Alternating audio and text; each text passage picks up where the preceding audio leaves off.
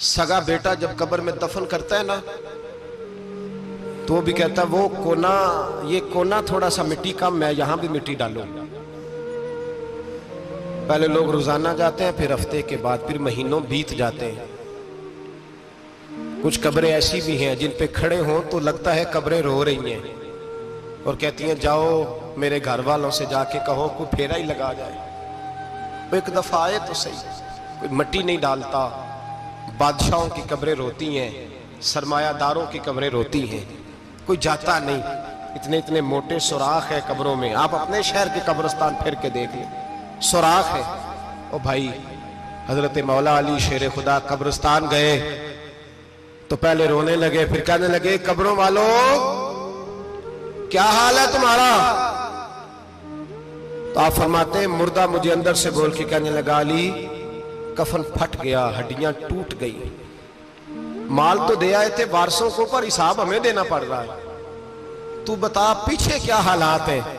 تو حضرت علی کہنے لگے تمہاری بیویوں نے اور نکاح کر لیے، تمہارے دوستوں نے نئے دوست بنا لیے، تمہاری اولادوں نے تمہارے بغیر جینا سیکھ لیا، تمہاری جائیدادیں بٹ گئیں، تمہارا پیسہ تقسیم ہو گیا۔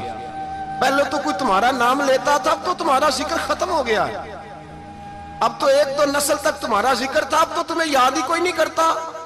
کہتے ہیں لوگ یہاں کوئی رہا کرتا تھا، یہاں کوئی ہوا کرتا تھا، اب تو تم قصہ پارینہ، قصہ ماضی ہو گئے۔ حساب کا وقت قریب ہے، قریب آ گیا وقت۔ اللہ فرماتے اقترب للناس حسابهم وهم فی غفلۃ معرضون، فرمایا حساب کا وقت قریب آ گیا ہے تو ابھی بھی غافل ہے۔ ایک پریشانی لگانے کا ارادہ تھا، بڑی پریشانیاں پالی ہیں، ایک پریشانی اور پال لو، جس کو یہ پریشانی لگ جائے اس کی عمل سنورنے لگ جاتا ہے۔ یہ پریشانی پال لو کہ اگر مجھے حساب دینا پڑے۔ حضرت عمر کا فرمان، آپ فرمایا کرتے تھے اپنا حساب خود کر لو قبل اس کے کہ اللہ تمہارا حساب کرے۔ خود کر لو اپنا حساب، خود کھاتے ٹھیک کر کے رکھو، چیک کر کے رکھو۔ میری دعا ہے اللہ پاک ہمیں ان میں شامل کرے جن کو وہ معاف کرنے والا ہے، آمین تو کہہ دے۔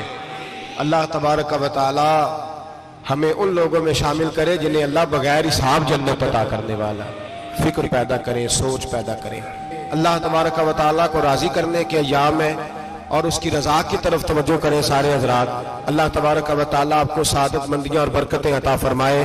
آخر دعوانا الحمدللہ۔